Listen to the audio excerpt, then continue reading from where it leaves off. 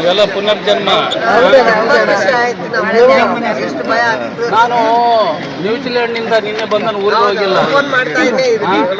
Nagendra Hartley friend, ನಮ್ಮ ಮಂತ್ರಿಗಳಾದ ಶಾಸಕರಾಗಿರುವಂಥ ನಾಗೇಂದ್ರ ಅವರ ಒಂದು ಬಹಳ ಸಾರ್ಥಕ ಫಲ ಇವತ್ತು ಬಹಳ ಫಲ ಕೊಟ್ಟಿದೆ. ಅವ್ರು ಬಹಳ ಡೇ ಒನ್ನಲ್ಲಿ ನನ್ನ ಮಗನಿಗೆ ಕಾಲ್ ಮಾಡಿ ದುಡ್ಡು ಎಷ್ಟು ಬೇಕಾದ್ರೆ ಖರ್ಚಾಗಲಿ, I want my people as to be discuss ಅಂತ ಹೇಳುವಂಥ ಸಂದರ್ಭದಲ್ಲಿ ನಾನು ಅಲ್ಲಿ ನನ್ನ ಕೆಲವು ಹಿದಾಯತಿ ತಂಡದವರಿಂದ ಇವರನ್ನು ಮೀಟ್ ಮಾಡಲಿಕ್ಕೆ ಹೇಳಿದೆ. ಮತ್ತು ಇವರಿಗೂ ಆ ಭಾಗದಲ್ಲೂ ಹೆಲ್ಪ್ ಮಾಡಿದ್ದಾರೆ. ಬಹುಶಃ ಇಂತಹ ಸಂದರ್ಭದಲ್ಲಿ ಈ ಸೇವೆಯನ್ನು ಮಾಡಿದಂತಹ ನಾಗೇಂದ್ರ ಅವರು ಆದಷ್ಟು ಬೇಗ ಮಂತ್ರಿಯಾಗಿ ಬರಬೇಕು. ಅದೇ ಥರ ಆಗಲೇಬೇಕು. ಮತ್ತು ನಮ್ಮ ಎಲ್ಲರ ಆಶೀರ್ವಾದ, ದೇವರ ಅನುಗ್ರಹ ಅವರಿಗೆ ಇರಬೇಕು. ನಮ್ಮ ಕ್ಷೇತ್ರದವರು ಎಲ್ಲರಿಗೆಲ್ಲ ನಾವು ಬರ್ತಾ ಇರ್ತೇವೆ. ಬನ್ನಿ ಸರ್. ಬಳ್ಳಾರಿ ನಾವು ಸಾರ್ ಕ್ಷೇತ್ರದವ್ರು ಅಲ್ಲೇ ಇರೋದು. ಈಗ ನಾವು 28ನೇ ತಾರೀಕು ನಮಗೆ ನಾವು ಫ್ಲೈಟ್ಗೆ ಹೋದ್ವಿ. ಏರ್ಪೋರ್ಟಿಗೆ ಹೋದರೆ ಅಲ್ಲಿ ಏರ್ಪೋರ್ಟ್ಲಿ ಎಲ್ಲ ಮುಚ್ಚಿದೆ ಅಂತ ಹೇಳಿದ್ರು. ಅಲ್ಲಿಂದ ನಾವು ಫಸ್ಟ್ನೇ ಒಂದು 2 ಗಂಟೆ ಅಡ್ಡಾಡಿದ್ವಿ. ನಮಗೇನು ಹೊಸ ಊರು ಗೊತ್ತಿಲ್ಲ. ದುಬೈ ಲಾಡ್ಜ್ಗಳು ಅದು ಇದು ಏನಂತ ಭಾಳ ಭಯಪಟ್ಟಿದ್ವಿ. ಬಾಂಬ್ ಬೀಳ್ತಿದ್ದಾವ ಹಾಗೆ ಅಂತೇಳಿ. ಆ ಟೈಮ್ನಲ್ಲಿ ರೇಣುಕಾ ಪ್ರಸಾದ್ ಅವರು ಏನೋ ಮೊದಲು ಟೂರು ಹಾಕ್ತಾರಲ್ಲ ಅವರು, ಅದಕ್ಕಾಗಿ ಅರೇಂಜ್ಮೆಂಟ್ ಎಲ್ಲ ಮಾಡಿದರು. ಅದಾದ ನಂತರ ನಾವು ನೆಕ್ಸ್ಟ್ ನಾವು ಫಸ್ಟ್ ಕಾಂಟ್ಯಾಕ್ಟ್ ಮಾಡಿದ್ವಿ ಇವರಿಗೆ, ನಾಗೇಂದ್ರ ಅಣ್ಣ ಸಾರಿಗೆ ಅವ್ರಿಗೆ, MLAರಿಗೆ. ಈಗ ಅವ್ರು ಏನು ಹೇಳಿದ್ರು ಎಲ್ಲವುದು ನಮಗೆ ನಜೀಬ್ ಅಂತೇಳಿ ಅವ್ರಿಗೆ ನಾವು ಹೇಳ್ತಲ್ಲಿ ಎಷ್ಟು ವಂದನೆಗಳು ಹೇಳಿದ್ರು ಸಾಲ. ಬೆಳಗ್ಗೆ 6 ಗಂಟೆಗೆ ಬಂದ್ರೆ ಲೀವ್ ಹಾಕಿ ಬಂದಿದ್ದು ಸಾಲ ಅಂತ ಹೇಳ್ತಿದ್ರು. ಲೀವ್ ಹಾಕಿ ಬಂದು ಸಾಯಂಕಾಲ ತನಕ ಇರ್ತಿದ್ರು. ರೋಜಾ ಇರ್ತಿದ್ರು. ನಮ್ಮ ಹತ್ರನೇ ಇರ್ತಿದ್ರು ಅವರು. ನಮ್ಮ ಹತ್ರನೇ ಅಲ್ಲೇ ಇರ್ತಿದ್ರು. ನಾವೆಲ್ಲ ಹೊರಗೆ ಅಲ್ಲಿ ಅಡ್ಡಾಡ್ತಿದ್ವು, ಅವ್ರು ಅಲ್ಲೇ ಕೂಡ್ತಿದ್ರು. ಆ ಕಾರಣವಾಗಿ ಆಮೇಲೆ ನಮಗೆಲ್ಲ ಊಟದ ಅರೇಂಜ್ಮೆಂಟ್ ಆಗಲಿ, ರೂಮಿಂದ ಆಗಲಿ ಎಲ್ಲವುದು ನಮಗೆ ನಾಗೇಂದ್ರ ನಮ್ಮ MLA ಸಾಹೇಬರು ಇದೆಲ್ಲ ಅನುಕೂಲ ಮಾಡಿಕೊಟ್ಟಿದ್ದಾರೆ. ಈಗ ನಾವು ಈಗ ಕೊಚ್ಚಿನ್ಲಿಂದ ಬೆಂಗಳೂರಿಗೆ ಬರೋಕ್ಕೆ ಕೂಡ ಅವರೇ ಏರ್ ಫ್ಲೈಟ್ ಟಿಕೆಟ್ ತೆಗೆಸಿದ್ದಾರೆ. ಆ ಕಾರಣವಾಗಿ ವಿಶೇಷವಾಗಿ ನಾಗೇಂದ್ರ ಸಾಹೇಬರಿಗೆ, ನಮ್ಮ ಮಾನ್ಯ ಕರ್ನಾಟಕ ರಾಜ್ಯದ ಮುಖ್ಯಮಂತ್ರಿಗಳಾದ ಸಿದ್ದರಾಮಯ್ಯನವರಿಗೆ, ತುಕಾರಾಮ್ ಅವರಿಗೆ ಮತ್ತು ದಾವಣಗೆರೆ MP ಮೇಡಮ್ ಅವರಿಗೆ,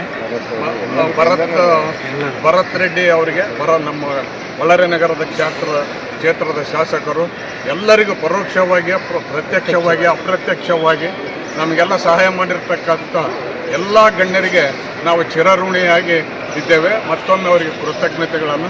ಕನ್ನಡ ಸಂಘದವರು ನಮಗೆಲ್ಲ ಹೆಲ್ಪ್ ಮಾಡಿದ್ದಾರೆ.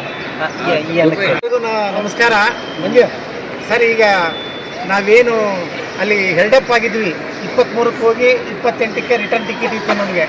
ಅದ್ರ ಬಗ್ಗೆ ಸ್ವಲ್ಪ ವಿವರಣೆ ಕೊಟ್ಟಿದ್ದಾರೆ ಎಲ್ಲ. ಇವಾಗ ಅದರ ಪ್ರಕಾರ ನಾವೆಲ್ಲ ಅಲ್ಲಿ ಹೆಲ್ಡಪ್ ಆದಾಗ ಅದೇ ನಮಗೆ ಫುಲ್ಲು ಆತಂಕ ಆಗಿ, ದುಃಖ ಆಗಿ, ನಮಗೆಲ್ಲ ಆಡೋ ಟೈಮ್ನಲ್ಲಿ ಆಮೇಲೆ ಅಲ್ಲಿ ವಿಡಿಯೋ ತೆಗೆದು ಹಾಕಿದ ಮೇಲೆ ನಾಗೇಂದ್ರ ಸಾಹೇಬರು ನಮಗೆ ಇಮಿಡಿಯೇಟ್ ನಾಗೇಂದ್ರ ಸಾಹೇಬರು ಕಾಂಟ್ಯಾಕ್ಟ್ನಲ್ಲಿ ಇದ್ದರು. ದಿನಕ್ಕೆ 2-3 ಸತಿ ಫೋನ್ ಮಾಡ್ತಾಯಿದ್ರು ನಾಗೇಂದ್ರ ಸಾಹೇಬರು.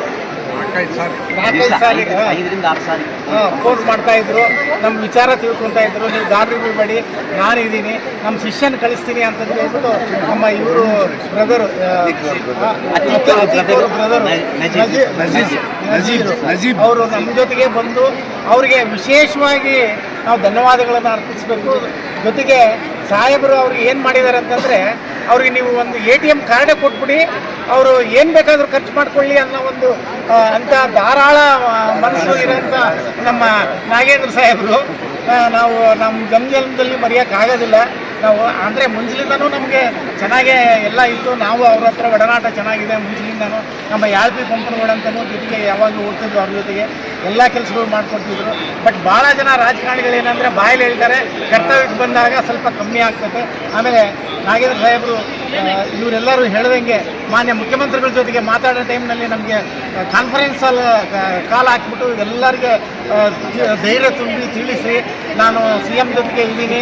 CM ಕೂಡ ಪಾಪ ನಮಗೆ ಮಾನ್ಯ ಮುಖ್ಯಮಂತ್ರಿಗಳು ಏನು ನಮ್ಮ ಸಿದ್ದರಾಮಯ್ಯ ಸಾಹೇಬರು ಇದ್ದಾರಲ್ಲ, ಅವರು ನಮಗೂ ಎಲ್ಲರಿಗೆ ಒಂದು ಸಾಂತ್ವನ ಹೇಳಿ, ನೀವು ಗಾಬರಿ ಪಡೋದು ಬೇಕಾ, ನಿಮ್ಮ ಶಾಸಕರಿದ್ದಾರೆ, ನಾವಿದ್ದೀವಿ, ನಿಮಗೆಲ್ಲ ನಮಗೆ ಸುರಕ್ಷಿತವಾಗಿ ಬೆಂಗಳೂರಿಗೆ ಕರ್ಸ್ಕೊತೀವಿ ಅಂತಂತ ಹೇಳಿ ಹೇಳಿದ ಪ್ರಕಾರ ಅವರು ಅದಕ್ಕಿಂತ ಹೆಚ್ಚಿನವಾಗಿ ಶ್ರಮ ವಹಿಸಿ ನಮ್ಮನ್ನು ಇಲ್ಲಿಗೆ ಇವತ್ತು ಕರೆಸ್ಕೊಂಡು ಬಂದು ನಮ್ಮನ್ನು ಅದ್ರ ಜೊತೆಗೆ ಈ ಇಂಟರ್ನ್ಯಾಷನಲ್ ಏರ್ಪೋರ್ಟ್ ಬೆಂಗಳೂರಿಗೆ ಬಂದು ನಮ್ಮನ್ನು ಇಲ್ಲಿ ರಿಸೀವ್ ಮಾಡಿದಾರಲ್ಲ, ಇದು ತುಂಬ ದೊಡ್ಡ ಗುಣ ಅಂತಂತೇಳಿ ನಾನು ಹೇಳ್ತೀನಿ. ಯಾಕೆಂದರೆ ನಾವು ಹೋಗಿ ಅವ್ರನ್ನ ಕಾಣಬೇಕಾಗಿತ್ತು, ಸರ್ ಹಿಂಗೆ ನೀವು ಒಳ್ಳೆ ಕೆಲಸ ಮಾಡಿದ್ದೀರಿ ಅಂತ.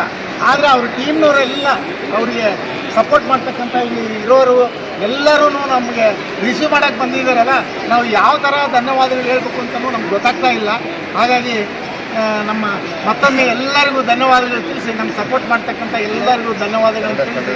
ಕನ್ನಡ ಅಲ್ಲಿ ದುಬೈನಲ್ಲಿ ಕನ್ನಡ ಸಂಘ ತುಂಬ ಜೋರಾಗಿದೆ, ಅವರೆಲ್ಲರೂ ನಮಗೆ ತುಂಬ ಸಪೋರ್ಟ್ ಮಾಡಿದ್ದಾರೆ.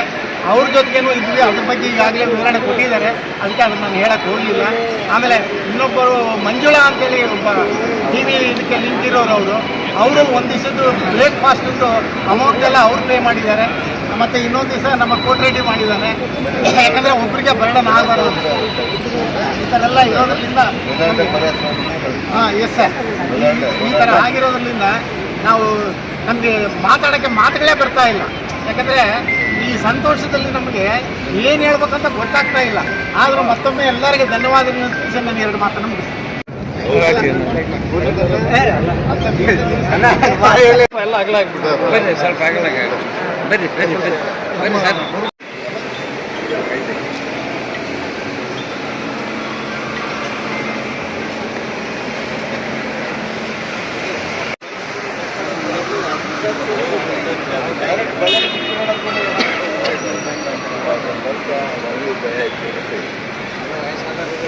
ಅದಕ್ಕೆ